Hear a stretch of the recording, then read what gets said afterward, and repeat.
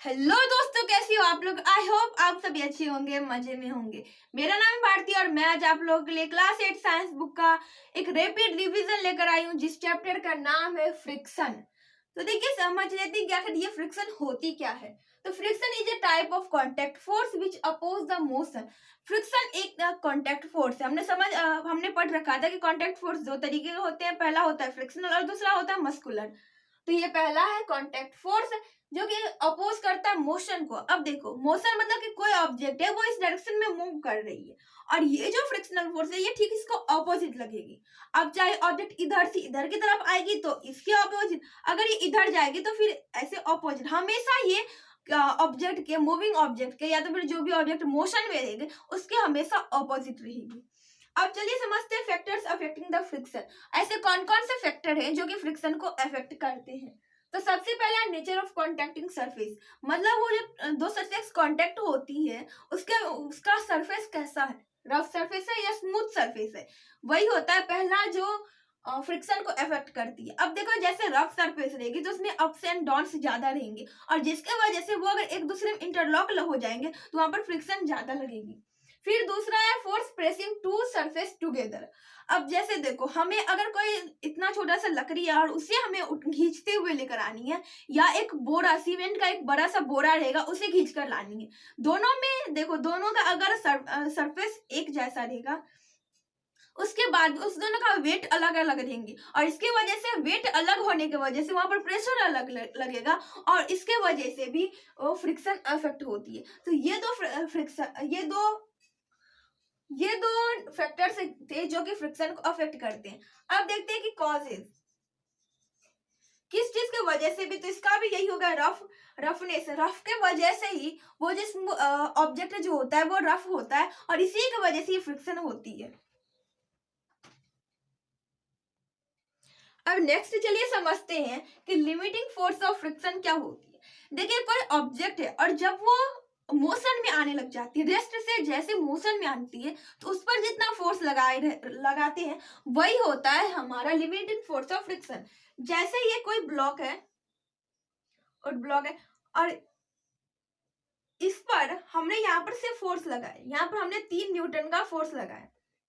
तो देखो, जब हमने इस पर तीन न्यूटन का फोर्स लगाया तो ये ऑब्जेक्ट मूव करने लगे।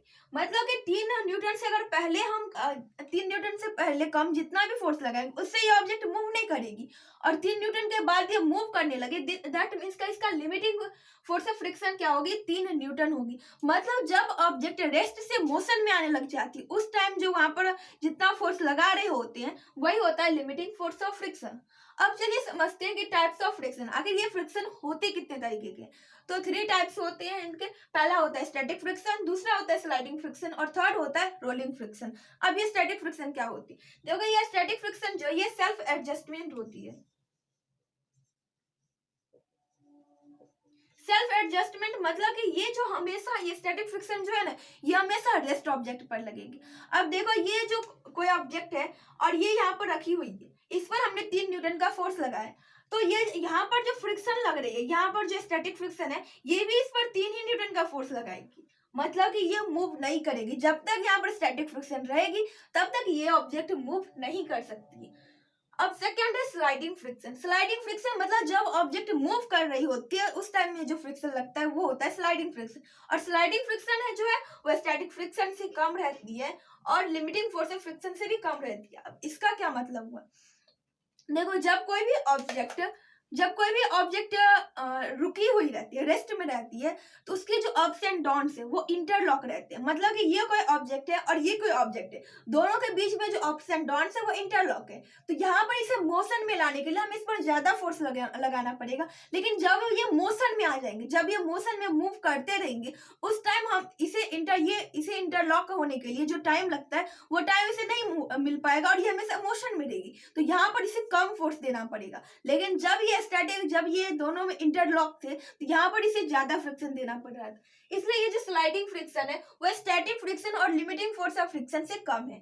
अब थर्ड है रोलिंग फ्रिक्शन। रोलिंग फ्रिक्शन मतलब कि कोई एक ऑब्जेक्ट है, ये 2 सरफेस है, देखो ये पहला सरफेस है और दूसरा सरफेस, यहाँ पर कोई ऑब्जेक्ट जो है वो रोल कर रही है। रोल करते हुए ये मूव कर रही है। तो इस तरीके की जो फ्रिक्शन होती है वो होती है रोलिंग फ्रिक्शन। तो ये रोलिंग फ्रिक्शन जो है वो स्टैटिक फ्रिक्शन से भी कम रहेगी और स्लाइडिंग फ्रिक्शन से भी हमेशा कम ही रहेगी, क्योंकि रोल करती हम जानते हैं कि कोई गाड़ी है, अब कार को हम धक्का दे रहे हैं तो दो आदमी से हम आराम से धक्का दे देंगे, लेकिन वही अगर कार के नीचे से अगर हम वो चक्का हटा दे और तब उसे हम चाहे कि धक्का दे दे और तब उसे मोशन मिले तो ये इम्पॉसिबल है।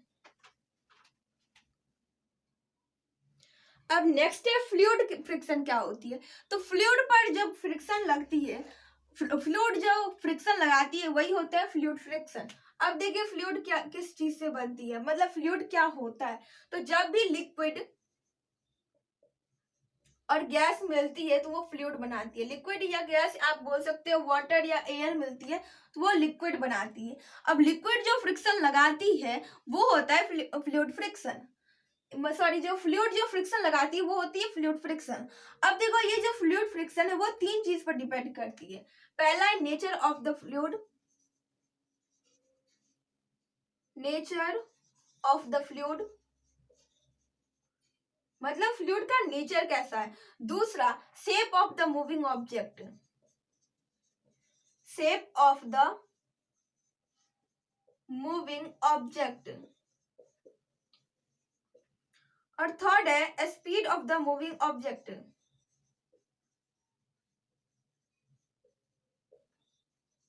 Speed of the moving object. अब देखो नेचर के बारे में समझ लिए कि मतलब कि फ्लूइड का नेचर कैसा रहेगा, इस चीज पर फ्लूइड फ्रिक्शन डिपेंड करेगी।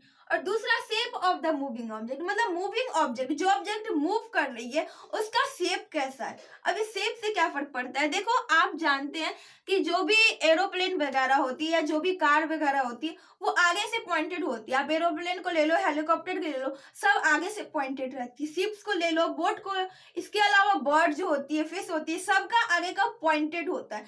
पॉइंटेड इसलिए होता है, पॉइंटेड होने का ये मतलब है कि यहाँ पर कांटेक्ट एरिया जो रहेगी वो कम रहेगी, और कांटेक्ट एरिया कम रहेगी तो हम जानते हैं वहां पर प्रेशर कम लगेगी, तो इसे आगे मूव स्मूथली मूव करने में हेल्प करती है ये पॉइंटेड। इसीलिए ये जो शेप है, शेप ही मतलब कि मूविंग ऑब्जेक्ट का जो शेप है वो भी फ्रिक्शन फोर्स पर वो अफेक्ट करती है। थर्ड है speed of the moving object, moving object का स्पीड कितना, अब कम स्पीड में जाएगी या ज्यादा स्पीड में जाएगी।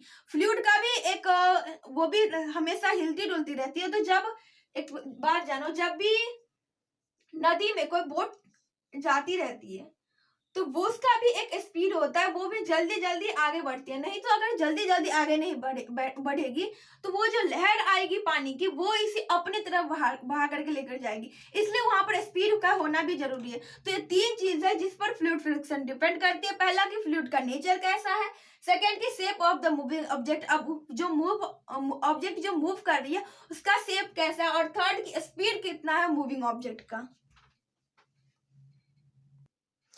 अब देखो समझते हैं कि फ्रिक्शन हमारे लिए जरूरत है या नहीं, फ्रिक्शन का हमारे डेली लाइफ में वो कोई इंपॉर्टेंट रोल प्ले करता है या नहीं करता है। तो फ्रिक्शन को कहा गया है अननेसेसरी एविल, मतलब कि वो हमारे नेसेसरी भी है और समटाइम वो हमारे लिए एविल भी है। कुछ ऐसे जैसे देखो हम लोग चलते हैं तो चलने के लिए भी फ्रिक्शन की जरूरत है। अगर फ्रिक्शन नहीं रहेगी तो हम लोग चल ही नहीं सकते, कहीं पर भी चलने की कोशिश करेंगे तो फिसल जाएंगे। जैसे देखो एक फ्लोर है और जिस पर पोछा लगाया जाता है, तुरंत ही मॉपिंग किया जाता है और उसके बाद हम ठीक उस पर चलना चाहते हैं तो वहां पर फिसलने लग जाती है हम लोग, क्योंकि उस टाइम वहां पर फ्रिक्शन जो है वो कम हो चुकी रहती है। तो फ्रिक्शन कुछ टाइम हमारे लिए इंपॉर्टेंट है और सम टाइम वो हमारे लिए एविल है। अब वो एविल कैसे होती है, देखो बहुत सारे मशीन होते हैं, मशीन जो होते हैं वो फ्रिक्शन के वजह से वो लोग खराब होने लगे, धीरे धीरे वो सब घिसने लग जाते हैं और जिसकी वजह से सम टाइम के बाद मशीन जो वो खराब हो जाती है। इसके अलावा वो बहुत ही ज्यादा एनर्जी वेस्ट करवाती है। अब जैसे देखो कि आप एक नई मोटरसाइकिल लेते हो तो उसे आप समय समय पर उसका सर्विसिंग कराना पड़ती है। पता है क्यों, क्योंकि उसके अंदर जो मशीन होती है वो घिसती रहती है और इसलिए उसे सर्विसिंग कराने पर उसे पॉलिश किया जाता है जिससे वो कम घिसे, और इसलिए इसके बाद वो अच्छा माइलेज भी देने लग जाती है। तो सम टाइम फ्रिक्शन जो हमारे लिए अच्छी है और सम टाइम वो हमारे लिए एविल है। अब जैसे देखो हम इस पेन मार्कर से बोर्ड पर लिखते हैं, लिख भी पाते हैं इसीलिए क्योंकि यहाँ पर फ्रिक्शन यूज हो रही है। तो अब आप बोलो कि यहाँ पर कौन से अप्स एंड डाउन्स है, ये तो बोर्ड बिल्कुल प्लेन है, यहाँ पर कौन से अप एंड डाउन्स है। तो यहाँ पर भी अगर हम इसे माइक्रोस्कोप से देखें, इवन ये कि हमारा मोबाइल जो है जिसे हम यूज करते हैं, मोबाइल में भी बहुत सारे अप्स एंड डाउन्स रहते हैं उसके स्क्रीन पर, बट वो हमें आंखों से नहीं देखे जाते, लेकिन उसे हम लोग माइक्रोस्कोप से उसे देख सकते हैं। बहुत सारे माइक्रो अप्स एंड डाउन्स होती हैं।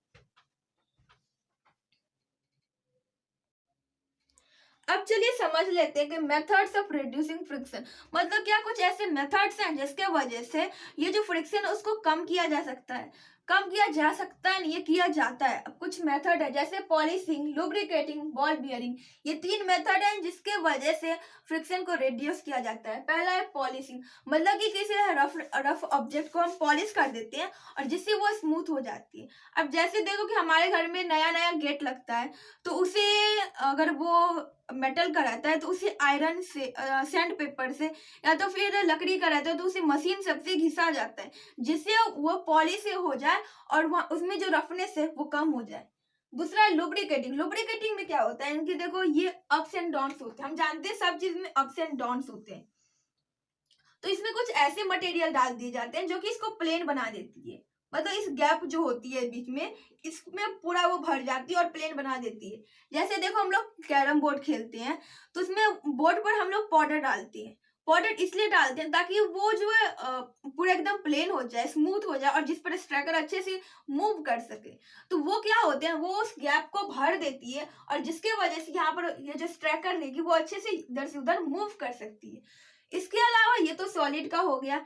लिक्विड, सेमी लिक्विड में भी होती है ग्रीस।